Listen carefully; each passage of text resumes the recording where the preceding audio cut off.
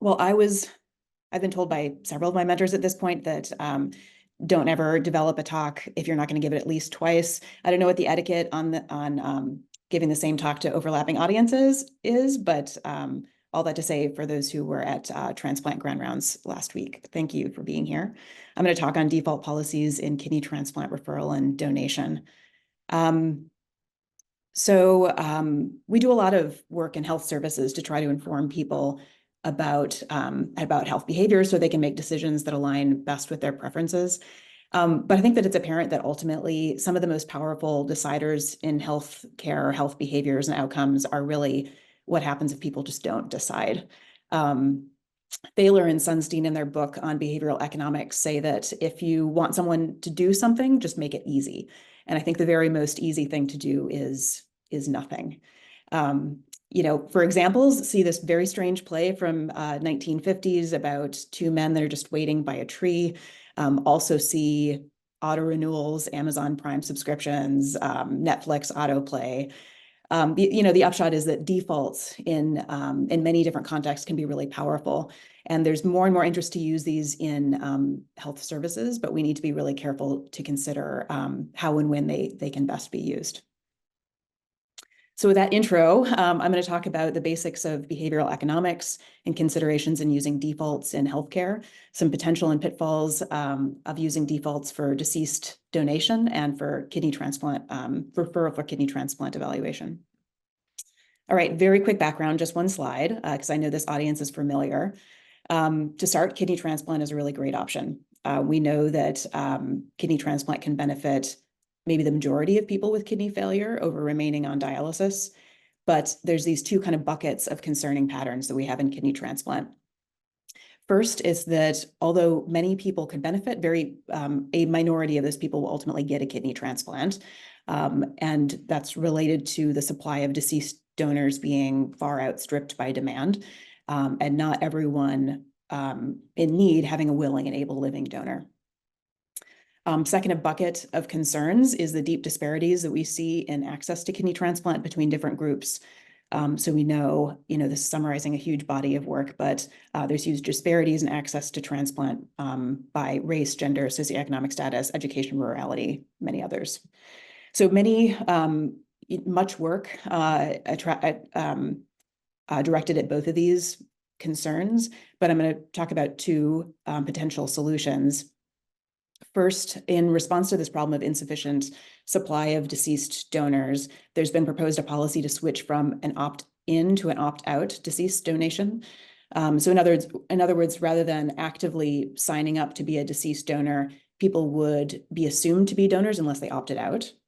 And a second policy in response to disparities in waitlisting and kidney transplant is a policy for all people with kidney failure to be referred to a kidney transplant center unless the patient or their local clinicians actively decide against that default. So before continuing on, I'm curious about the temperature in the room. So I'm going to ask Alyssa to launch a poll. Great. And you can just click for or against each of these policies. Just go with your gut. I'll just leave it on for 30 seconds or so.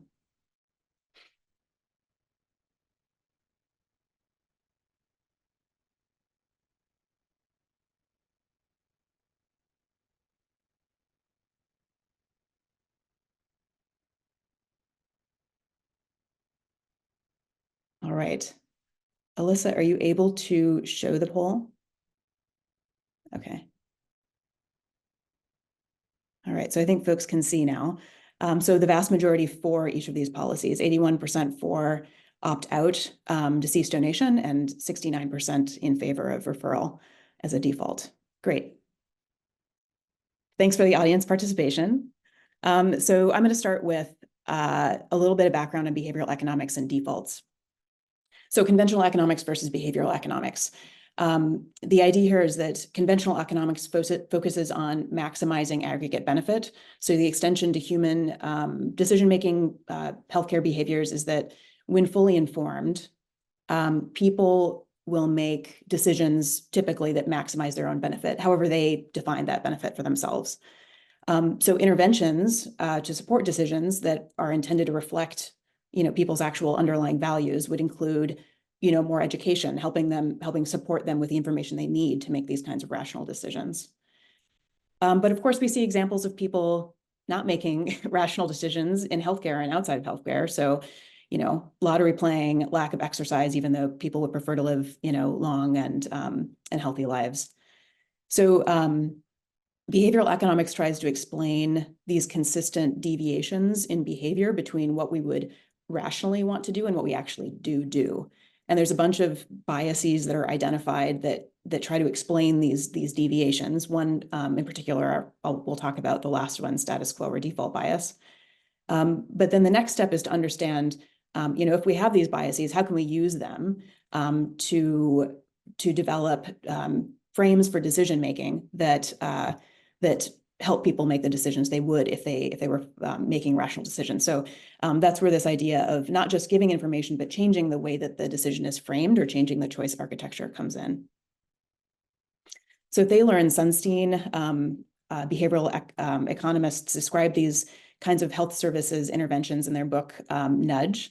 And key to this approach is this idea of asymmetric paternalism. So paternalism is a familiar concept.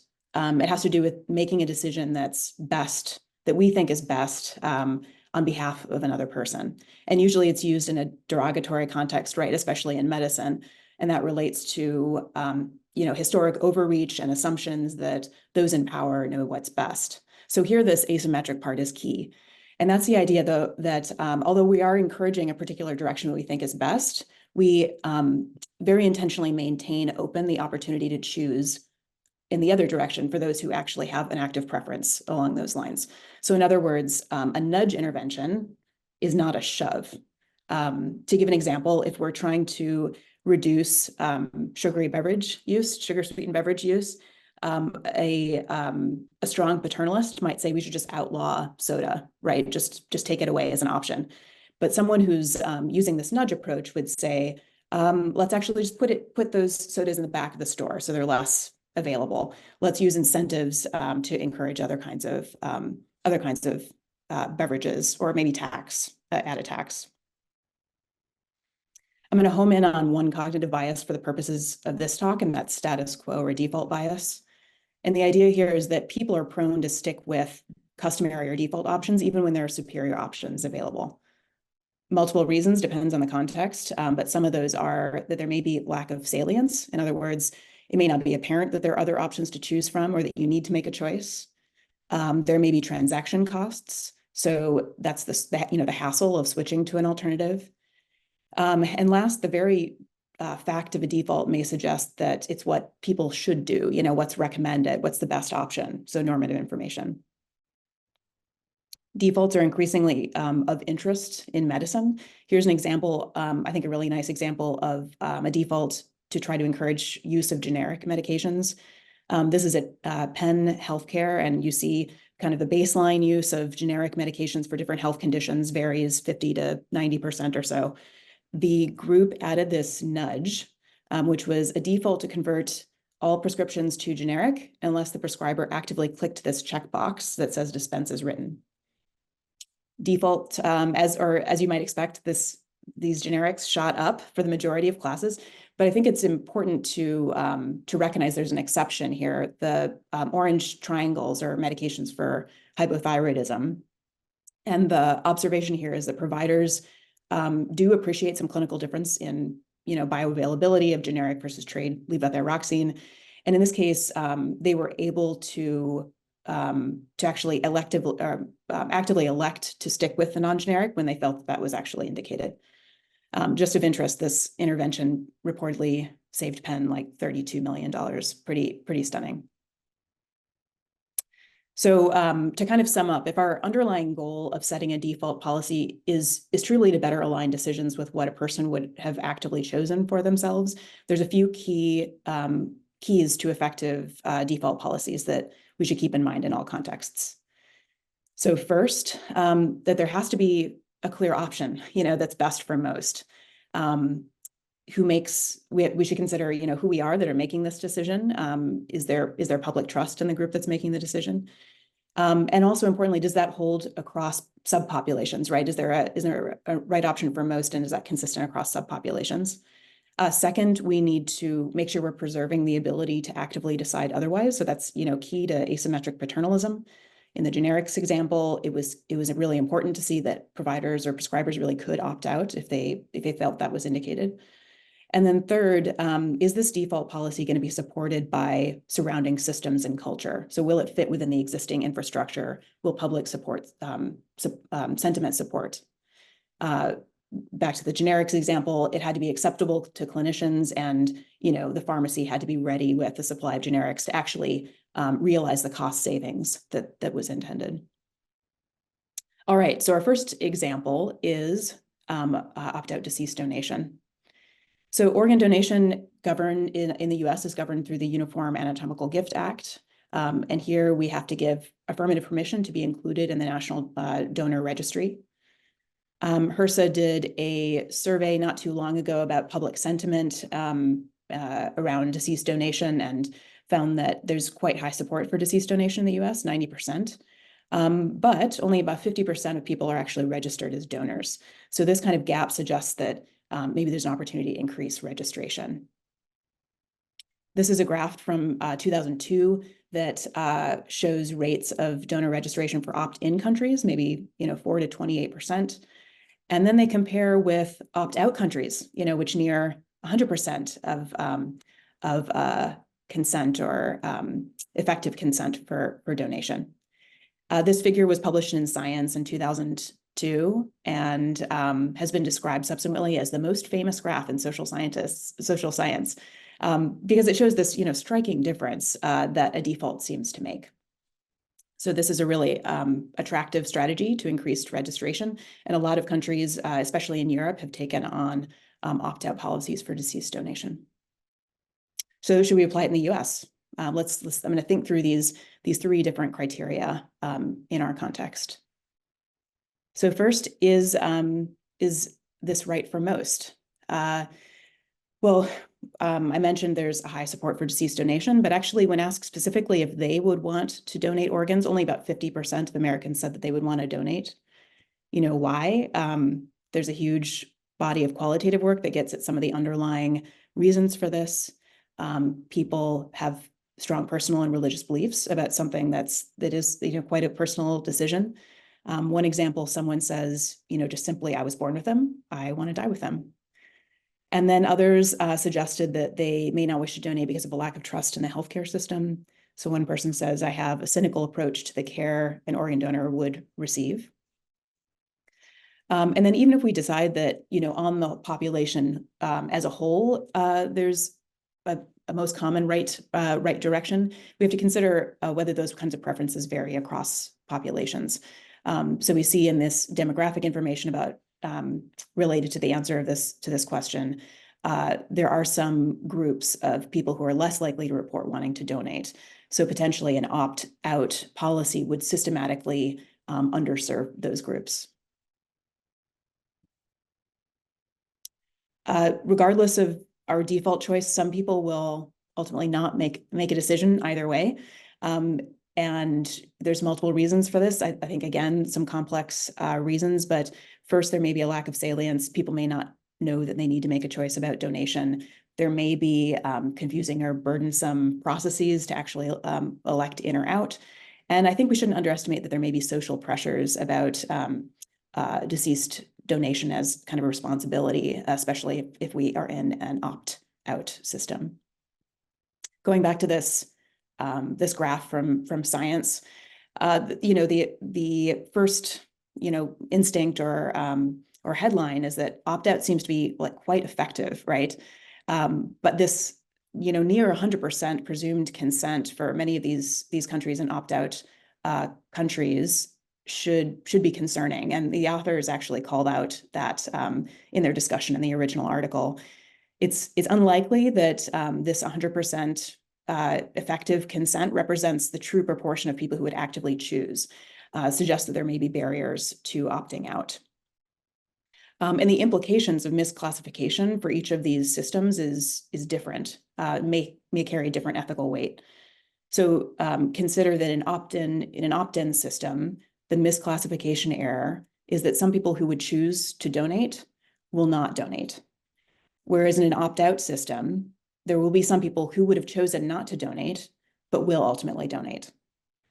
So in both of these situations, this is concerning. This is a problem, but I'd suggest that in the second, this error is arguably more ethically problematic, especially in a country like the US that highly values individual rights and bodily autonomy. So onto this third feature, does a default policy work within existing infrastructure? So people hold up examples of countries, in opt-out systems. Spain is a success story, right? Some of the highest rates of deceased donation per million population in the world. But on the other hand, Chile is also has an opt-out system and has some of the lowest rates of deceased donation.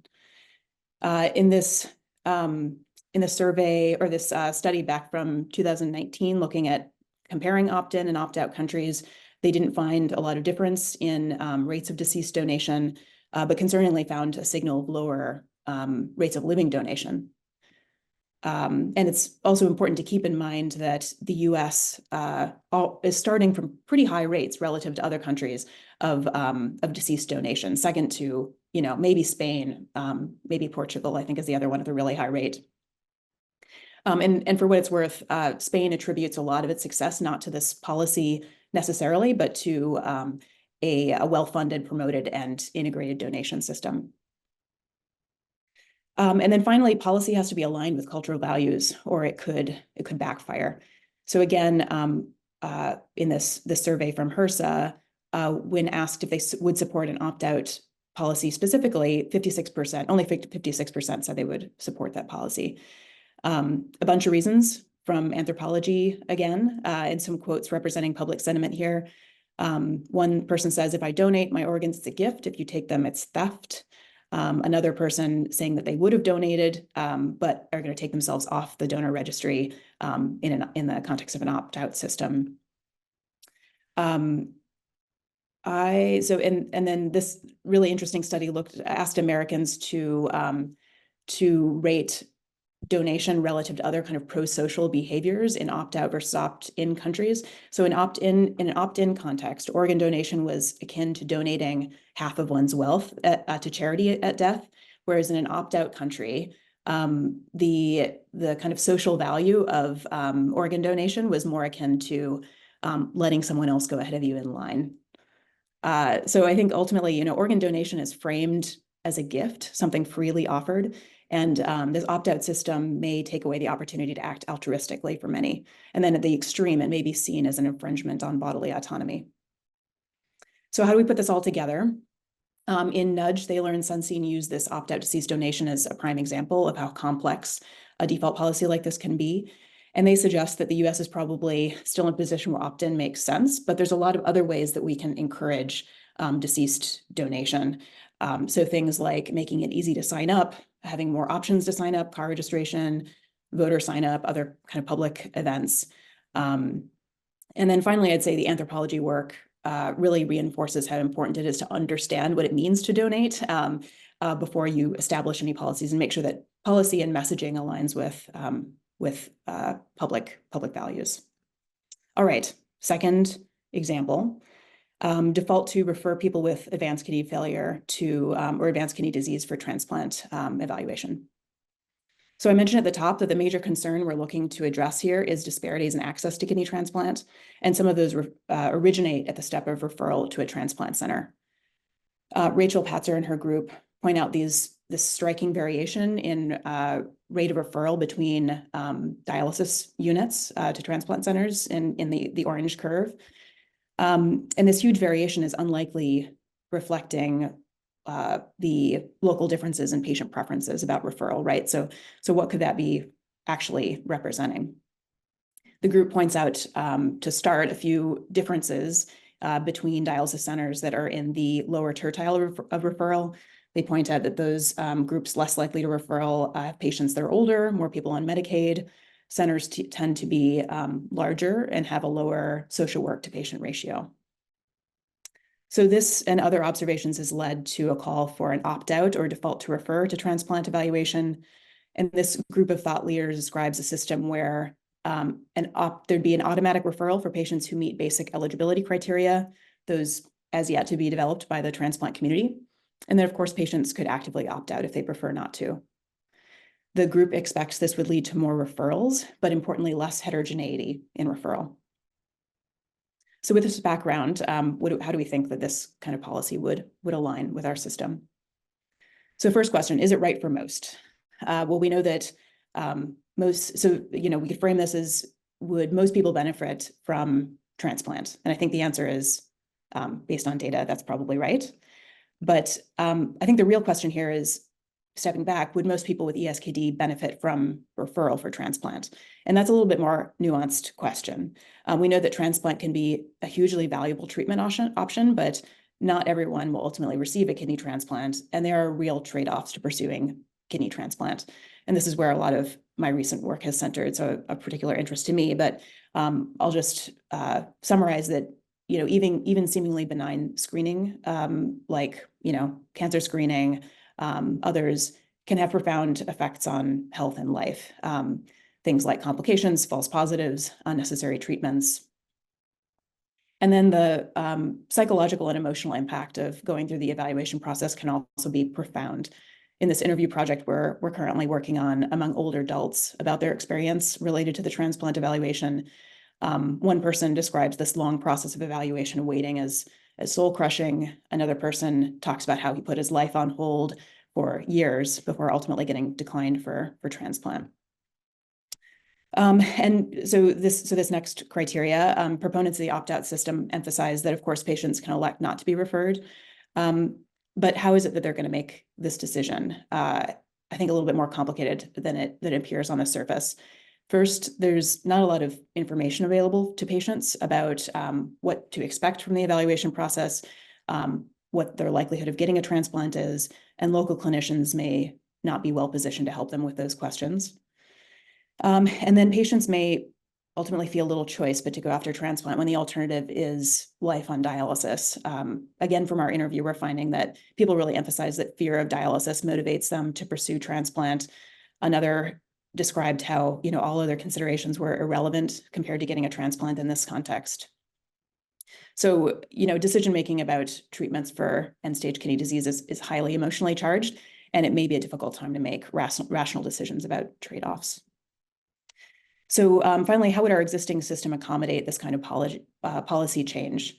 I'll say that we know that transplant centers are already quite pressured, and that this kind of policy change might shift pressures downstream to transplant center processes.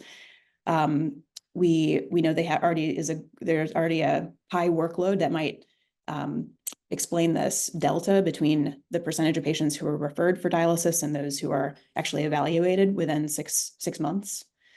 And if that's the bottleneck, increasing referral upstream may not be effective until that's addressed. There's also a concern about shifting energies from other processes at the transplant center, like waitlist management and post-transplant care. So again, to sum up, I think that there's a lot of suggestion that we're kind of headed in this direction. But in order for this policy to really have the intended beneficial effect and really work for patients, I think there's some need to institute some changes at the same time. So first, patients really need to know what to expect. They need to know what is likely to happen in the evaluation process and their likelihood of receiving a transplant. We should minimize the burdens of the evaluation process, so focus on evidence-based evaluation practices. And then there's need to support downstream processes of referral, in particular, transplant center infrastructure. All right, so I'm going to close with relaunching this poll, if you can, Alyssa. Curious if there's been any change in perspective.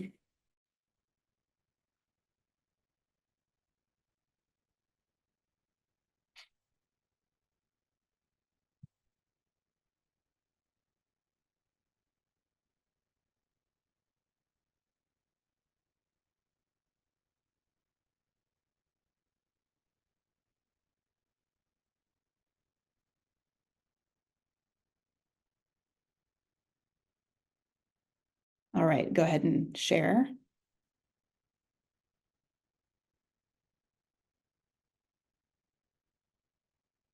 Okay, I'm getting a failure signal. So if folks can't see it, currently opt out, maybe you can see it. Okay, so opt out, deceased donation, 63% for, and default to refer, 71%. So I think close. I'm not sure if I made much of a change in sentiment there. I'll have to run the stats on that. All right. So to review, I think that behavioral economics and specifically manipulation of defaults offers some powerful opportunities to shape decisions in healthcare and care processes, but there's a need for those to be implemented in really thoughtful ways. And I think especially for these kinds of situations, clinically, ethically, and operationally complex care processes such as deceased donation and transplant referral. All right, thank you. And I'll put a plug in for anyone who has the bandwidth. Penn Medicine puts on a really nice behavioral economics and decision-making course that's online in the winter. All right, and maybe I have 2 minutes for questions.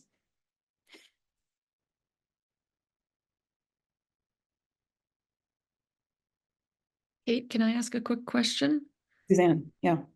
That was awesome, outstanding, and really nice lens into behavior and its connection with policy. My question is, how do you think it's best to start these conversations to be had at a policy level? I'll just leave it at that.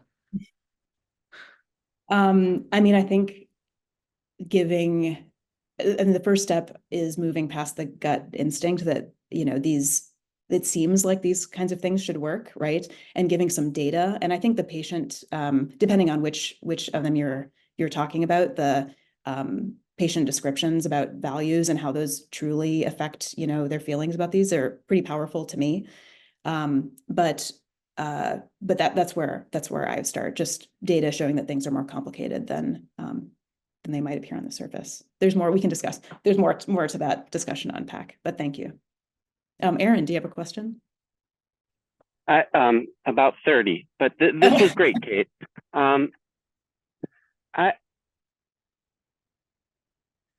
It sounds to me, if I picked up, or if I understood correctly, that your thesis is that while behavioral economics is appealing, the concerns that you've raised aren't actually the concerns that behavioral economics is interested in.